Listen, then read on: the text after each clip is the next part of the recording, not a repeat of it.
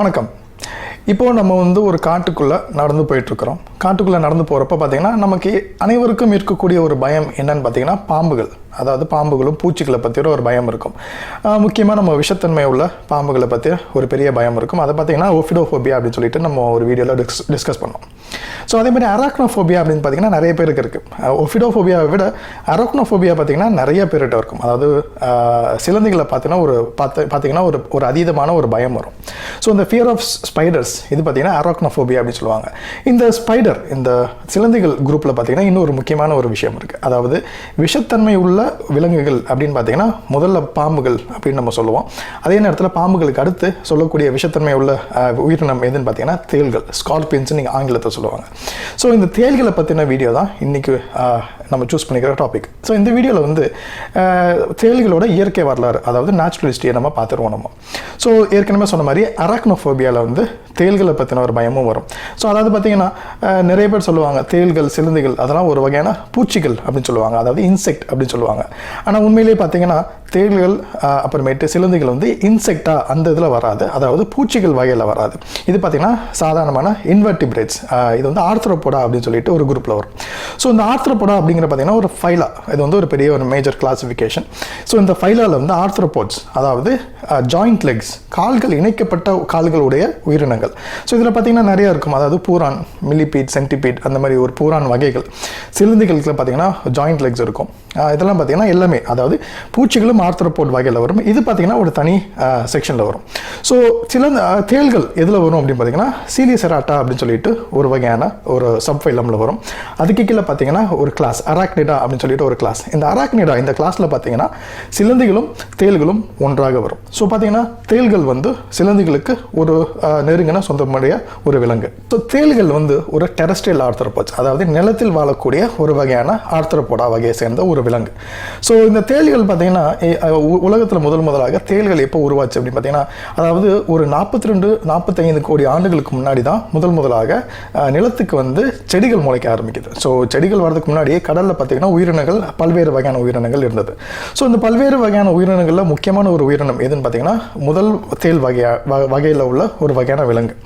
So இந்த நமக்கு ஒரு பெரிய ஒரு சந்தேகம் இருக்குது. அதாவது நம்ம ஏற்கனவே ஒரு வீடியோவில் திமிங்கலங்கள் நிலத்தில் வாழக்கூடிய 4 கால்களில் ஓடக்கூடிய ஒரு விலங்கிலிருந்து பரிணாம வளர்ச்சி அடைந்து கடலுக்கு சென்ற ஒரு விலங்கு தான் திமிங்கலம் அப்படின்னு சொல்லிட்டு நம்ம ஏற்கனவே பார்த்தோம். ஸோ இதில் பார்த்தீங்கன்னா ஒரு எவல்யூஷனரி ஹிஸ்ட்ரி, அந்த பரிணாம வரலாறு நமக்கு தெரியும். ஆனால் தேள்களோட பரிணாம வரலாறு நமக்கு ஏகப்பட்ட ஒரு தொல்லுயிர் எச்சங்கள் கிடைத்தாலும் தேள்கள் முதலாக எந்த காலகட்டத்தில் உருவானது அப்படிங்கிறது பார்த்தீங்கன்னா ஒரு சின்ன ஒரு டிபேட் இருந்துகிட்டே தான் இருக்குது. ஸோ இதில் பார்த்தீங்கன்னா மிட் சுலூரியன் அப்படின்னு சொல்லிட்டு ஒரு ஜியோலாஜிக்கல் பீரியட். இந்த மிட் சுலூரியனில் பார்த்தீங்கன்னா ஒரு ஆம்ஃபிபியஸ், அதாவது நிலத்திலும் கடலும் வாழக்கூடிய ஒரு வகையான தேள் இருந்தால் இன்றைக்கு உயிரோடு இருக்கக்கூடிய தேள் வகைகள் பரிணமித்து வந்தது அப்படின்னு சொல்லிட்டு விஞ்ஞானிகள் கருதுறாங்க. ஸோ முதல்ல பார்த்தீங்கன்னா இந்த தேள்களோட தொல்லுயிர் எச்சங்கள் எங்கெங்கே கிடைக்கும் அப்படின்னு பார்த்தீங்கன்னா ஆழமற்ற கடல் பகுதியில் உருவான படிவம் பாறைகளில் பார்த்தீங்கன்னா இந்த ஆரம்ப கட்ட தேள்களோட தொல்லுயிர் எச்சங்கள் நிறைய கிடைக்கிறது.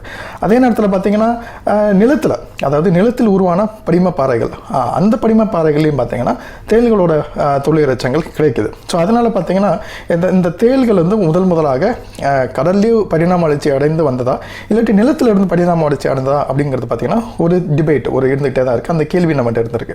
ஆரம்ப காலகட்டத்திலிருந்து தேள்களோட பரிணாம வளர்ச்சியில் பார்த்தீங்கன்னா ரொம்ப ஸ்லோவாக தான் இருந்திருக்கு. அதாவது லிவிங் ஃபாசில் அப்படின்னு சொல்லுவாங்க. அதாவது பல காலகட்டத்துக்கு முன்னாடி உயிரோட, அதாவது தொல்லுயிர் எச்சமாகவும் சில உயிரினங்கள் கிடைக்கும். அதே நேரத்தில் பார்த்தீங்கன்னா இன்றைக்கு நம்மளோட உயிரோடு இருக்கக்கூடிய விலங்குகளும் இருக்கும். அதாவது முக்கியமாக பார்த்தீங்கன்னா சீலகாந்த் அப்படின்னு சொல்லிட்டு ஒரு வகையான உயிரினம், அதாவது பல கோடி ஆண்டுகளுக்கு முன்னாடி இறந்து போய் அழிந்து போய்விட்டது அப்படின்னு நினச்ச ஒரு சீலோகாந்த், ஒரு வகையான மீன் இன்றைக்கு நம்மளோட கடல்லையும் வாழ்ந்து கொண்டே தான் இருக்குது. அதாவது பார்த்தீங்கன்னா பரிணாம வளர்ச்சியில் பல காலங்களாக ஒரே மாதிரி பாடி பிளான், அதாவது உடல் அமைப்பு ஒரே மாதிரி இருந்திருக்கக்கூடிய விலங்குகளை லிவிங் ஃபாசில் அப்படின்னு சொல்லுவாங்க. இது லிவிங் ஃபாசிலில் பார்த்தீங்கன்னா இன்னும் நிறைய ஒரு இது இருக்குது. அதாவது பார்த்தீங்கன்னா ஹார்ட் ஷூ கிராப் சொல்லுவாங்க, பெரிபாட்டஸ் அப்படின்னு சொல்லிட்டு ஒரு வகையான ஒரு புழு, இதெல்லாம் பார்த்தீங்கன்னா லிவிங் ஃபாசில்னு சொல்லுவாங்க. ஸோ தேள்கள் வந்து நம்மளால் லிவிங் ஃபாசில்னு சொல்ல முடியாது. ஆனாலும் பார்த்தீங்கன்னா ஆரம்ப காலகட்டத்தில் உருவான பரிணாம வளர்ச்சி அடையதுக்கு முன்னாடி இருந்த தேள்களுக்கும் இன்றைக்கு உயிரோடு இருக்கிற தேள்களுக்கும் பார்த்தீங்கன்னா ஒரு பெரிய டிஃப்ரென்ஸ் இருக்காது. நான் ஏற்கனவே சொன்ன மாதிரி திமிங்கலங்கள் ஆரம்ப காலகட்டத்தில் அதாவது ஒரு 7 கோடி ஆண்டுகளுக்கு முன்னாடி இன்றைக்கு உயிரோடு இருக்கக்கூடிய திமிங்கலங்களோட முன்னோர்களை எடுத்துட்டு அதே நேரத்தில் இன்றைக்கு உயிரோடு இருக்கக்கூடிய திமிங்கலம் வச்சு பார்க்குறப்போ ஒரு பெரிய டிஃப்ரென்ஸ் உங்களுக்கு தெரியும். இது வந்து திமிங்கலத்தோட முன்னோராக இருக்கக்கூடிய வாய்ப்புகள் இல்லை அப்படின்னு சொல்லிட்டு ஒரு எளிய மனிதர்கள் வந்து சொல்ல முடியும். ஸோ விஞ்ஞானிகள் ஆராய்ச்சி செய்ய பார்க்குறப்ப தான் அவங்களுக்கு இந்த உண்மை விளங்கும். ஸோ அதாவது பார்த்தீங்கன்னா தேள்களோட ஒரு பரிணாம வளர்ச்சியில் பார்த்தீங்கன்னா கொஞ்சம் ஸ்லோவாக தான் இருந்திருக்கு. இந்த சேஞ்சில் பார்த்தீங்கன்னா அதோட பாடி பிளான் பெரிதாக மாறவே இல்லை. ஸோ இந்த தேள்களோட பாடி பிளான் அப்படின்னு பார்த்தீங்கன்னா ஏற்கனவே நான் சொன்ன மாதிரி தேள்களுக்கும் இன்செக்ட் பூச்சிகளுக்கும் பார்த்தீங்கன்னா ஒரு பெரிய டிஃப்ரென்ஸ் இருக்குது. அதாவது தேள்களுக்கும் சிலந்திகளுக்கும் அதே நேரத்தில் பூச்சிகளுக்கும் பார்த்தீங்கன்னா ஒரு பெரிய டிஃப்ரென்ஸ் இருக்குது. அதாவது பூச்சிகளுக்கு பார்த்தீங்கன்னா 3 வகையான உடல் அமைப்பு ஒன்று இருக்கும். ஸோ முதல்ல பார்த்தீங்கன்னா அதாவது 3 செக்மெண்ட்ஸ் அப்படின்னு சொல்லுவாங்க. ஸோ இன்செக்டில் பார்த்தீங்கன்னா ஹெட்னு ஒன்று இருக்கும், தலை, தொராக்ஸ் அப்படின்னு அப்டோமன் அப்படின்னு ஒன்று இருக்கும். ஆனால் தேலில் பார்த்தீங்கன்னா அந்த 3 செக்மெண்ட்டுக்கு பதிலாக 2 செக்மெண்ட் மட்டும் இருக்கும். அது பார்த்தீங்கன்னா செஃபலோதொராக்ஸ் அப்படின்னு சொல்லுவாங்க. அதாவது தலையும் தொராக்ஸ் அதாவது வயிற்று பகுதியும் சேர்ந்த ஒரு இடம். அதுக்கப்புறம் பார்த்தீங்கன்னா செக்மெண்டட் அப்டோமன், அதாவது அதோட அப்டோமினல் பார்ட் வந்து இன்செக்டில் பார்த்தீங்கன்னா மொத்தமாக இருக்கும். தேள்களில் பார்த்தீங்கன்னா செக்மெண்டட், நிறைய செக்மெண்ட்டாக அந்த இது இருக்கும். ஸோ இது பார்த்தீங்கன்னா ஒரு முக்கியமான ஒரு டிஃப்ரென்ஸ், அதாவது பூச்சிகளுக்கும் தேள்களுக்கும் உள்ள ஒரு பெரிய டிஃப்ரென்ஸ். ஸோ என் கையில் வந்து இறந்து போன ஒரு வகையான ஒரு தேள் ஒன்று இருக்குது. இது வந்து அரேபியன் ஃபேட்டேல் ஸ்கார்பியன் அப்படின்னு சொல்லுவாங்க. அதாவது ஆண்ட்ராக்டினஸ் கிராசிகோட்டா அப்படின்னு சொல்லுவாங்க. ஸோ இதில் பார்த்தீங்கன்னா இது வந்து அந்த தேளோட கொடுக்கு. இது பார்த்தீங்கன்னா கால்கள் இருக்கும். அப்புறமேட்டு இதுதான் செஃபலோதொராக்ஸ் அப்படின்னு சொல்லுவாங்க. இது வந்து செஃபலோதொராக்ஸ். அப்புறமேட்டு பார்த்தீங்கன்னா இது வந்து செக்மெண்டட் அப்டோமன். இது வந்து அதோட அப்டோமன், செக்மெண்டட் அப்டோமன். இங்கே பார்த்தீங்கன்னா அதோட வெனம் கிளாண்ட்ஸ் இருக்கும், அதாவது விஷத்தோட கிளாண்ட் இருக்கும். இது பார்த்தீங்கன்னா ஒரு ஹைப்போடெர்மிக் நீடில், அதாவது இந்த விஷத்தை ஒரு உயிரினத்தோட உடம்புக்குள்ள செலுத்தக்கூடிய ஒரு விஷயம் இருக்கும். ஸோ இதில் பார்த்தீங்கன்னா விஷம், அப்புறமேட்டு அதாவது ஆங்கிலத்தில் பார்த்தீங்கன்னா பாய்சன், வெனம். இதுக்கு பார்த்தீங்கன்னா 2 ஒரு பெரிய டிஃப்ரென்ஸ் இருக்குது. அதாவது பாம்புகளுக்கும் ஸ்கார்பியன்ஸ் தேள்களுக்கும் இருக்கக்கூடியது வந்து வெனம். இது வந்து வெனமஸ் அனிமல்ஸ் அப்படின்னு தான் நம்ம சொல்லணும். அதாவது சில வகையான தவளைகள் இருக்குது. இது பார்த்தீங்கன்னா ஒரு பெரிய ஒரு பாய்சனஸ் தவளைகள். ஸோ பாய்சனஸ் ஆக இருக்கக்கூடிய ஒரு விலங்குகளுக்கு என்ன ஆகும் அப்படின்னா அந்த பாய்சன், அந்த சப்ஸ்டன்ஸ், அந்த பொருள் வந்து நம்மளோட தோலில் பட்டா அந்த தோல் மேலே படுறதன் மூலமாக நமக்கு உடலுக்கு ஏதாவது பாதிப்பு வந்ததுன்னா அது வந்து பாய்சன் அப்படின்னு சொல்லுவாங்க. ஆனால் வெனம் வந்து நம்ம உடலை பாதிக்கக்கூடிய ஒரு விஷயமாக இருந்தாலும் அது என்ன பண்ணுன்னா தோல் மேலே பட்டால் ஒரு வேலையை செய்யாது. அதை வந்து நம்மளோட ரத்த ஓட்டத்திலையோ இல்லாட்டி நம்மளோட இன்ட்ராமஸ்குலர், அதாவது நம்மளோட சதை பகுதிக்குள்ளே வந்து செலுத்த முடியும். அப்படி அதாவது ஒரு விஷயத்தை வந்து ஒரு விஷத்தை வந்து நம்மளோட உடம்புக்குள்ளே செலுத்தப்பட்டால் அது வந்து வெனம் அப்படின்னு சொல்லலாம். ஆனால் தோல் மேலே பட்டாவே ஒரு எஃபெக்ட் இருந்தது அப்படின்னா அது வந்து பாய்சனஸ் அப்படின்னு சொல்லுவாங்க. நிறைய பேர் ஒரு மிஸ்டேக் பண்ணுவாங்க. அதாவது ஸ்னேக், அதாவது பாம்புகளை வந்து பாய்சனஸ் ஸ்னேக்ஸ் அப்படின்னு சொல்லுவாங்க, இல்லாட்டி பாய்சனஸ் ஸ்கார்பியன்ஸ் அப்படின்னு சொல்லுவாங்க. அப்படி சொல்றது தப்பு. அதாவது பாம்புகளும் தேள்களும் பார்த்தீங்கன்னா பாய்சனஸ் அப்படி சொல்ல முடியாது. வெனமஸ் ஸ்னேக்ஸ், அப்புறமேட்டு பார்த்தீங்கன்னா வெனமஸ் ஸ்கார்பியன்ஸ் அப்படின்னு சொல்லுவாங்க. ஸோ ஸ்கார்பியன்ஸ், அதாவது இந்த தேள்களில் பார்த்தீங்கன்னா ஆரம்ப காலகட்டத்தில் யூரோப்டாய்ட்ஸ் அப்படின்னு சொல்லிட்டு ஒரு வகையான ஒரு தேள் இருந்திருக்கு. இது வந்து பார்த்தீங்கன்னா கடல்வாழ் சீ ஸ்கார்பியன்ஸ் அப்படின்னு சொல்லுவாங்க. அப்புறமேட்டு பார்த்தீங்கன்னா இந்த தேள்களில் பார்த்தீங்கன்னா ஏகப்பட்ட வகைகள் இருக்குது. இது வரைக்கும் நமக்கு தெரிந்தது வரைக்கும் 2000 ஸ்பீஷீஸ், அதாவது 2000 வகையான தேள்களை வந்து இன்றைக்கு விஞ்ஞானிகள் கண்டுபிடிச்சிருக்கிறாங்க. ஆனால் பல விஞ்ஞானிகள் வந்து ஒத்துக்கக்கூடிய விஷயம் என்ன அப்படின்னு பார்த்தீங்கன்னா இன்னைக்கு உயிரோடு இருக்கிற தேள் வகைகளை விட இதுக்கு முன்னாடி வாழ்ந்து அழிந்து போன தேள் வகைகள் வந்து ரொம்ப ஜாஸ்தி. அதாவது தொல்லுயிர் எச்சங்களாக நமக்கு கிடைக்கக்கூடிய தேள்களோட வகைகள் வந்து இன்றைக்கு உயிரோடு இருக்கிற தேள்கள் வகையோட ரொம்ப ஜாஸ்தி. ஸோ அதனால சில விஞ்ஞானிகள் என்ன சொல்றாங்க அப்படின்னா இது வரைக்கும் நம்ம கண்டுபிடிச்சது வந்து வெறும் 2000 ஸ்பீஷீஸ் தான். ஆனால் நம்ம கண்டுபிடிக்காம இன்னும் வந்து ஒரு 5000 7000 ஸ்பீஷீஸ்க்கு வரைக்கும் இந்த தேள் வகைகள் இருக்கலாம் அப்படின்னு கருதுறாங்க. இதில் வந்து ரொம்ப முக்கியமான ஒரு விஷயம் அப்படின்னு பார்த்தீங்கன்னா தேள்கள் வந்து பார்த்தீங்கன்னா ரொம்ப ஒரு கிரிப்டிக்கான ஸ்பீஷீஸ். அதாவது பார்த்தீங்கன்னா அது வந்து ஒரு ஹேபிட்டாட் ஸ்பெசிஃபிக், ஒரு குறிப்பிட்ட இடத்துல வாழும். அப்புறமேட்டு பார்த்தீங்கன்னா அவ்வளோ வெளியே வராது, சீசனலாக தான் வெளியே வரும். ஸோ இந்த பிஹேவியரல் ஆட்டிடியூட்னால இன்னொன்று பார்த்தீங்கன்னா சில தேள்களில் பார்த்தீங்கன்னா ஒரு ஸ்பீஷீஸ்லேருந்து இன்னொரு ஸ்பீஷீஸ்க்கு டிஃப்ரென்ஸ் கண்டுபிடிக்கிறது ரொம்ப கஷ்டம். அதாவது ஒரு வகையான தேள்கள் வந்து இன்னொரு தேள் வகைகளுக்கு பார்த்தீங்கன்னா ஒரு பெரிய டிஃப்ரென்ஸ் இருக்காது. ஆனாலும் பார்த்தீங்கன்னா ரெண்டு ஸ்பீஷீஸ்னாலையும் இன்டர்பிரேட் பண்ண முடியாது.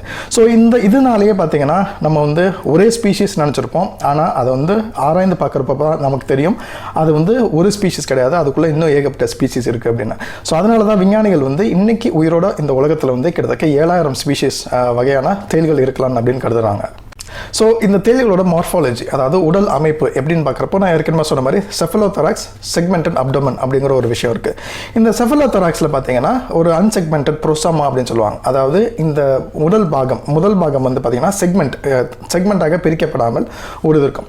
இந்த மனித உடம்போ இல்லாட்டி எந்த ஒரு விலங்கோட ஒரு இன்வெர்டிபிரேட்ஸ் அப்படின்னு சொல்லுவாங்க. அதாவது முதுகெலும்பு இல்லாத பிராணிகள், வெர்டிபிரேட்ஸ்னு சொல்லுவாங்க, முதுகெலும்பு உள்ள பிராணிகள். இந்த பிராணிகளில் பார்க்குறப்போ அதாவது மனிதர்களுக்கு பார்த்தீங்கன்னா ரிஜிடிட்டி, அதாவது உடல் உறுதியை கொடுக்கக்கூடிய விஷயம் எதுன்னு பார்த்தீங்கன்னா நம்மளோட உடம்புக்குள்ளே இருக்கிற ஸ்கெலிட்டன். ஸோ இந்த ஸ்கெலிட்டன் வந்து ஒரு ஃப்ரேம் ஒர்க்கு கொடுக்கும். இந்த ஃப்ரேம் ஒர்க்கை சுற்றி மசில்ஸ் எல்லாமே இருக்கும். இது வந்து நம்ம நடக்க ஓட நம்மளோட உடலை வந்து ஒரு அமைப்பாக வைத்திருக்கிறதுக்கு உதவும். ஆனால் தேள்களுக்கு பார்த்தீங்கன்னா இந்த எலும்புகள் எதுவுமே இருக்காது, இந்த ஸ்கெலிட்டன் அப்படிங்கிற ஒரு விஷயம் கிடையாது. ஸோ இந்த தேள்களோட உடலுக்கு வந்து உறுதியை கொடுக்கக்கூடிய விஷயம் என்னன்னு பார்த்தீங்கன்னா எக்ஸ்டர்னல் கார்பேஸ்ன்னு சொல்லுவாங்க. அதாவது ஒரு எக்ஸோஸ்கெலிட்டன். இது வந்து ஒரு வகையான புரோட்டீனால் உருவாக்கப்பட்ட ஒரு அவுட்டர் ஸ்கெலிட்டன். இந்த ஸ்கெலிட்டன் இருக்கும். இந்த அவுட்டர் ஸ்கெலிட்டன் எக்ஸோஸ்கெலிட்டனுக்குள்ளே பார்த்தீங்கன்னா அதோட முக்கியமான உறுப்புகள் எல்லாமே இருக்கும். ஸோ இதில் பார்த்தீங்கன்னா சீலிசரா அப்படின்னு சொல்லுவாங்க, அதோட மவுத் பார்ட்ஸ். ஸோ தேள்களுக்கும் பூச்சிகளுக்கும் உள்ள பெரிய டிஃப்ரென்ஸே இதோட மவுத் பார்ட்ஸ் தான். ஸோ தேள்களோட மவுத் பார்ட்ஸ் பார்த்தீங்கன்னா பூச்சிகளோட மவுத் பார்ட்டுக்கும் இதுக்கும் பார்த்தீங்கன்னா அதோட வாய் அமைப்பு வந்து வித்தியாசமாக இருக்கும். அதுக்கப்புறம் பார்த்தீங்கன்னா அதோட டெல்சான் அப்படின்னு சொல்லுவாங்க. அந்த டெல்சானில் தான் பார்த்தீங்கன்னா அந்த வெனம் கிளாண்ட், அந்த விஷம் கிளாண்ட் வந்து இருக்கும். அப்புறமேட்டு அந்த டெல்சானுக்கு மேலே போய் பார்த்தீங்கன்னா ஒரு ஹைப்போடெர்மிக் ஸ்டிங் அப்படின்னு சொல்லிட்டு ஒரு விஷயம் இருக்கும். ஸோ இது வந்து ஸோ இந்த ஹைப்போடெர்மிக் நீடில் மூலமாக தான் ஒரு தேள் வந்து கொத்துறதுக்கு அப்புறம் என்ன ஆகும் அப்படின்னா இந்த ஹைப்போடெர்மிக் சிரிஞ்ச், அதாவது இன்ஜெக்ஷன் மூலமாக இந்த வெனமை வந்து இந்த அதோட எதிராளி இல்லாட்டி அதோட உணவு உடலுக்குள்ளே செலுத்தும். ஸோ இந்த தேள் வந்து பொதுவாக எதை சாப்பிடுன்னு பார்த்தீங்கன்னா தேள்கள் வந்து எது நகருமோ அதை வந்து சாப்பிடும். அதாவது சின்ன சின்ன புழுவாக கூட இருக்கும். சக தேள்கள், அதாவது கேனபலிஸ்டிக் தேள்களும் இருக்குது. அதாவது ஒரு தேள் அதோட உணவு கிடைக்காத பட்சத்தில் என்ன ஆகும் அப்படின்னா கூட இருக்கிற தேள்களே சாப்பிடும். சில ஸ்டேஜஸில் என்ன ஆகும் அப்படின்னா ஒரு குட்டி போட்ட ஒரு தேள், அதாவது ஒரு தாய் தேள் வந்து சில குட்டிகளை போடும். அதே நேரத்தில் என்ன ஆகும் அப்படின்னா தன்னோட சொந்த குட்டிகளே சாப்பிடக்கூடிய ஒரு விலங்காக இருக்கும். ஸோ தேள்கள் வந்து அதோட சாப்பாடுன்னு பார்த்தீங்கன்னா ரொம்ப ப்ராடாக இருக்கும். நிறைய விலங்குகளை அடித்து சாப்பிடும். தன்னை விட பெரிய விலங்குகளை வந்து அதை உணவாக உட்கொள்ளும் போது என்ன பண்ணும் அப்படின்னா இந்த ஹைப்போடெர்மிக் சிரிஞ்ச், அந்த நீடில் மூலமாக விஷத்தை உள் செலுத்தி கொஞ்ச நேரம் வெயிட் பண்ணதுக்கப்புறம் என்ன ஆகும்னா அந்த அனிமல் வந்து இம்மொபிலைஸ் ஆகும். அதாவது நகர முடியாத இதில் இருக்கிறப்போ இந்த தேள் போய் அதை சாப்பிடும். ஸோ அந்த தேள்கள் பார்த்தீங்கன்னா அதோட உணவு அமைப்பு அப்படின்னு பார்த்தீங்கன்னா தனக்கு முன்னாடி எந்த ஒரு விலங்கு வந்து நகருதோ அதை வந்து தேள்கள் உணவாக வேட்டையாடி சாப்பிடும். இன்னொன்று பார்த்தீங்கன்னா தேள்களோட அமைப்பு, அதாவது அதோட குடும்ப அமைப்புன்னு பார்த்தீங்கன்னா தேள்கள் பார்த்தீங்கன்னா முக்கால்வாசி சாலிட்ரி, தனியாக தான் வாழும், கூட்டமாக வாழாது. முக்கால்வாசி என்ன ஆகும்னா ஒரு தேள், அதாவது கேப்டிவிட்டி. இதில் வந்து என்ன ஆகும்னா ஒரு தேலை இன்னொரு தேளுக்குள்ளே போட்டிங்கன்னா முக்கால்வாசி நேரம் ஒரு தேள் இன்னொரு தேலை அடித்து சாப்பிட்ரும். ஸோ ஒரு தேள் தான் சமாளித்து உயிரோடு இருக்கும். ஸோ அதனால் பார்த்தீங்கன்னா தேள்கள் வந்து சாலிட்ரி அனிமல்ஸ். ஸோ இன்னொரு முக்கியமான ஒரு ஆச்சரியப்படக்கூடிய ஒரு விஷயம் என்ன அப்படின்னா அந்த தேள்களோட எக்ஸோஸ்கெலிட்டனில் பார்த்தீங்கன்னா ஒரு முக்கியமான ஒரு விஷயம் நடக்கும். அதாவது யூவி லைட், அதாவது அல்ட்ராவயலட் ரேஸ் கடியில் வந்து இந்த தேளை வந்து நீங்கள் பார்த்தீங்க அப்படின்னா அதோட அவுட்டர் ஸ்கெலிட்டன் வந்து ஒரு ஃப்ளூரசன்ட் கலரில் வந்து மிளிரும். ஸோ அது ஏன் நடக்குது அப்படின்னு பார்த்தீங்கன்னா ஒரு வகையான கெமிக்கல் ரியாக்ஷன் நடக்குது. அது பார்த்தீங்கன்னா பீட்டா கார்போலைன் அப்புறமேட்டு 7-ஹைட்ராக்சி-4-மெத்தில்-கோமரைன் அப்படின்னு சொல்லிட்டு 2 விதமான ஒரு கெமிக்கல்ஸ் மாலிக்யூல்ஸ் இருக்குது. இது வந்து அதோட எக்ஸோக்யூட்டிக்கல் அப்படின்னு சொல்லிட்டு ஒரு விஷயத்தில் வந்து ஸ்க்ளீரடைசேஷன் அப்படின்னு சொல்லிட்டு ஒரு வகையான அதாவது புரோட்டீன்களை வந்து கிராஸ் லிங்க் பண்ணும். இந்த கிராஸ் லிங்க் பண்ணுறதன் மூலமாக இந்த தேள்களோட எக்ஸோஸ்கெலிட்டன் வந்து அல்ட்ராவயலட் ரேஸ் கீழே பார்த்தீங்கன்னா முக்கியமாக மெளிரும். இப்போ என் கையில் பார்த்தீங்கன்னா ஒரு தேள் இருக்குது, அந்த ஆண்ட்ராக்டனஸ் கிராசிகோட்டா அப்படின்னு சொல்லிட்டு ஒரு தேள். அதே நேரத்தில் என் கையில் வந்து ஒரு யூவி லேம்ப் ஒன்று இருக்குது. ஸோ இந்த யூவி லைட்டை வந்து இது மேலே அடித்தேன் அப்படின்னா ஒரு வித்தியாசமான ஒரு கலரில் ஒளிருது. ஸோ இது பார்த்தீங்கன்னா இந்த தேள்கள் எல்லா வகையான தேள்களும் பார்த்தீங்கன்னா இது வந்து யூவி லைட்டு கீழே பார்த்தீங்கன்னா ஒரு ஃப்ளூரசன்ட் கலரில் வந்து ஒளிரும். ஸோ இந்த தேள்கள் ஏன் இந்த கலரில் ஒளிருது அப்படிங்கிறது பார்த்தீங்கன்னா விஞ்ஞானிகளுக்கு இன்னும் புரியாத புதிராக தான் இருக்குது. அதாவது இது வேட்டையாடுறதுக்கு உதவுமா இல்லாட்டி தனது எதிர்பாலினத்தை உள்ள தேள்களை வந்து கவர்றதுக்காக யூஸ் பண்ணுதா இல்லாட்டி தன்னோட வழியை கண்டுபிடிக்கிறதுக்காக இது யூஸ் பண்ணுதா அப்படின்னு நமக்கு தெரியல. அதாவது ஏன் ஒளிருது அப்படின்னு தெரியுது, ஆனால் பரிணாம வளர்ச்சியில் ஏன் இந்த ஒரு அடாப்டேஷன் வந்தது அப்படின்னு நமக்கு இன்னும் தெரியல. இன்னொன்று முக்கியமான ஒரு விஷயம் என்ன அப்படின்னா உயிரோடு இருக்கிற தேள்கள், அதாவது உயிரோடு இருக்கிற தேள்களும் வந்து ஃப்ளூரசன்ட் கலரில் ஒளிரும். இறந்து போன தேள்கள், இது வந்து பல மாதங்களாக இறந்து போன ஒரு தேள், இறந்த தேள்களும் வந்து ஃப்ளூரசன்ட் கலரில் ஒளிரும். அதே நேரத்தில் பல கோடி ஆண்டுகளுக்கு முன்னாடி இருந்து தொல்லியரச்சமாக மாறி போன ஃபாசில் தேள்களும் இந்த யூவி லைட்டு கீழே வந்து ஃப்ளூரசன்ட் கலரில் ஒளிரும். இந்த தேள்களோட ஒரு சாதாரண சைஸ் பார்த்தீங்கன்னா இன்றைக்கி பார்த்தீங்கன்னா சவுத் ஆஃப்ரிக்காவில் பார்த்தீங்கன்னா ஒரு மிகப்பெரிய ஒரு ஸ்கார்பியன்ஸ், அதாவது ஃப்ளாட் ராக் ஸ்கார்பியன்ஸ் அப்படின்னு சொல்லுவாங்க. இந்த ஃப்ளாட் ராக் ஸ்கார்பியன் வந்து இன்றைக்கி வந்து மிகப்பெரிய ஒரு ஸ்கார்பியன். அப்புறமேட்டு பார்த்தீங்கன்னா இதுக்கு முன்னாடி நான் ஏற்கனவே சொன்ன மாதிரி இன்றைக்கி உயிரோடு இருக்கிற தேள்களை விட இதுக்கு முன்னாடி வாழ்ந்து அழிந்து போன தேள்களோட எண்ணிக்கை வந்து ரொம்ப ஜாஸ்தி. அதே மாதிரி பிராண்டோ ஸ்கார்பியன் அப்படின்னு சொல்லிட்டு ஒரு காலகட்டத்தில் வந்து ஒரு வாழ்ந்த ஒரு வகையான தேள் வந்து கிட்டத்தட்ட ஒரு மீட்டர் நீளத்துக்கு இந்த தேள்கள் இருந்திருக்கு. ஸோ தேள்கள் வந்து நான் ஏற்கனவே சொன்ன மாதிரி பல கண்டங்கள், எல்லா கண்டங்களையும் அண்டார்டிகாவை தவிர எல்லா கண்டங்களையும் தேள்கள் இருக்குது. ஸோ அதே நேரத்தில் இந்த தேள்களோட எந்த டெம்பரேச்சரில் வாழும் அப்படின்னு பார்த்தீங்கன்னா இந்த தேள்கள் வந்து எக்ஸ்ட்ரீம் கண்டிஷன்ஸ்லேயும் வாழும். அதாவது பார்த்தீங்கன்னா இமயமலையில் போய் பார்த்தீங்கன்னா இந்த பனி படர்ந்த இமயமலையில் பார்த்தீங்கன்னா -25 டிகிரி வரைக்கும் போகும். அந்த -25-30 டிகிரியிலே கூட வாழக்கூடிய தேள்கள் இருக்குது. அதே நேரத்தில் உயிரினமே வாழ தகுதியற்ற ஒரு இடமாக கருதப்படும் பாலைவனங்கள், அதாவது சம்மரில் டெம்பரேச்சர் வந்து 50-55 டிகிரி வரைக்கும் போகும். இந்த டிகிரியிலையும் வாழக்கூடிய ஒரு வகையான தேள்கள், அதாவது புத்திட் ஸ்பீஷீஸ்ன்னு சொல்லுவாங்க. இதெல்லாம் பார்த்தீங்கன்னா நார்த் ஆஃப்ரிக்கா, மிடில் ஈஸ்டில் பார்த்தீங்கன்னா இந்த வகையான தேள்கள் அதிகப்படியான எண்ணிக்கையில் இருக்குது. இயற்கையில் போய் பார்த்தீங்கன்னா ஆண் ஸ்கார்பியன்ஸ், அதாவது ஆண் தேள்கள் வந்து கொஞ்சம் ரேராக தான் இருக்கும். நீங்கள் அடிக்கடி நீங்கள் வந்து தேலை பிடிக்க போனீங்க அப்படின்னா பெண் தேளாக இருக்கிறதுக்கான வாய்ப்புகள் ரொம்ப ஜாஸ்தி. ஸோ இது எப்படி இனப்பெருக்கம் செய்யும் அப்படின்னு பார்க்குறப்போ தேள்கள் வந்து ஒரு ஆணோட கலந்து, அதாவது மேட்டிங் டான்ஸ் அப்படின்னு சொல்லுவாங்க.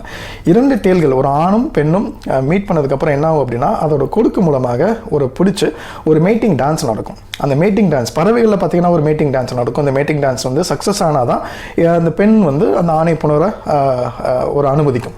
அதே மாதிரி இந்த ஸ்கார்பியன்ஸில் என்ன ஆகும்னா ஒரு பெண் ஸ்கார்பியன் ஒரு ஆண் ஸ்கார்பியனை தேர்ந்தெடுத்துட்டு அந்த மேட்டிங் டான்ஸ் நடக்கும். இந்த மேட்டிங் டான்ஸில் இப்போ 2 மணி நேரம் நடக்கும்.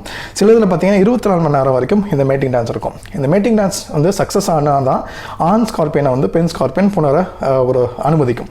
இந்த புணர்றதுக்கு முன்னாடி என்ன ஆகும்னா ஆண் ஸ்கார்பியன் வந்து பெண் ஸ்கார்பியனை வந்து அதோட அந்த ஆண் தேல் வந்து பெண் தேலை வந்து அதோட கொடுக்கு மூலமாக ஒரு சின்ன அளவுக்கு வந்து ஒரு வெனம், அந்த விஷத்தை வந்து உள் செலுத்தும்.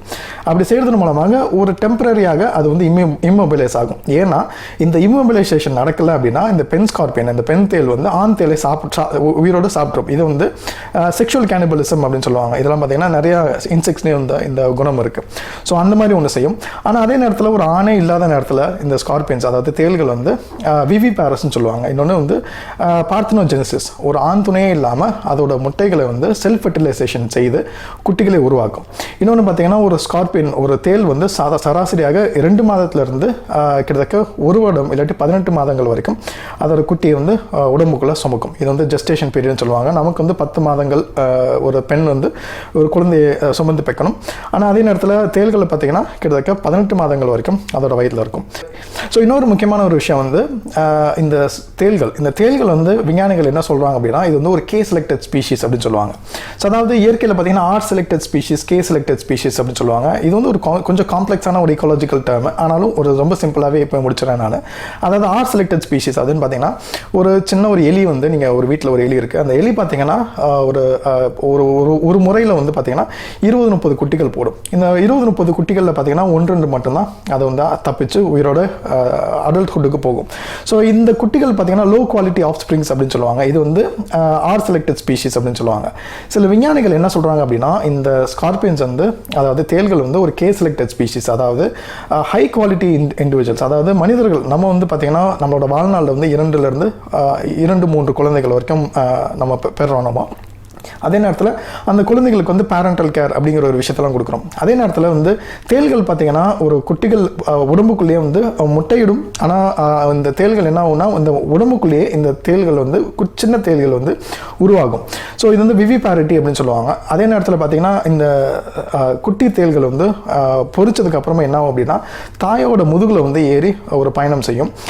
மோல்ட்டிங் அப்படின்னு ஒரு விஷயம் இருக்குது. அதாவது இந்த தேள்கள் வளர்றப்போ என்ன ஆகும் அப்படின்னா பாம்பு தோல் உரிக்கிற மாதிரி இந்த தேள்களுக்கும் மோல்ட்டிங் அப்படின்னு ஒரு விஷயம் நடக்கும். முதல் மோல்ட்டிங் நடந்ததுக்கு அப்புறம் தான் இந்த தேள்கள் வந்து தாயின் முதுகுலேருந்து இறங்கும். ஸோ இதனால சில விஞ்ஞானிகள் வந்து சொல்கிறாங்க இது ரொம்ப ரேர். அதாவது ஆர்த்ரோபோடில் பார்த்தீங்கன்னா கே செலக்டட் ஸ்பீஷீஸாக சில இருக்கிறதுக்கு வந்து மிகவும் அரிதான ஒரு விஷயம். அது வந்து விஞ்ஞானிகள் வந்து என்ன கருதுறாங்க அப்படின்னா இந்த தேள்கள் வந்து ஒரு வகையான ஆர் செலக்டட் ஸ்பீஷீஸ் அப்படின்னு சொல்கிறாங்க. ஸோ இந்த வீடியோவில் வந்து நம்ம தேள்களை பற்றின ஒரு இயற்கை வரலாறு அப்படிங்கிறத பார்த்தோம். இனிமேல் அடுத்த வீடியோவில் வந்து இதே மாதிரி இன்னொரு சுவாரஸ்யமான டாப்பிக்கோட உங்களை சந்திக்கும் வரை உங்களிடமிருந்து விடைபெறுவது உங்கள் நிர்மல். ஸோ இந்த வீடியோ உங்களுக்கு ரொம்ப பிடிச்சிருக்கும்னு நினைக்கிறேன். அப்படி பிடிச்சிருந்ததுன்னா உங்கள் ஃப்ரெண்ட்ஸோட இந்த வீடியோவை ஷேர் பண்ணுங்கள். சயின்டிஃபிக் தமிழன் சேனலை மறக்காமல் சப்ஸ்கிரைப் பண்ணுங்கள். நன்றி, வணக்கம்.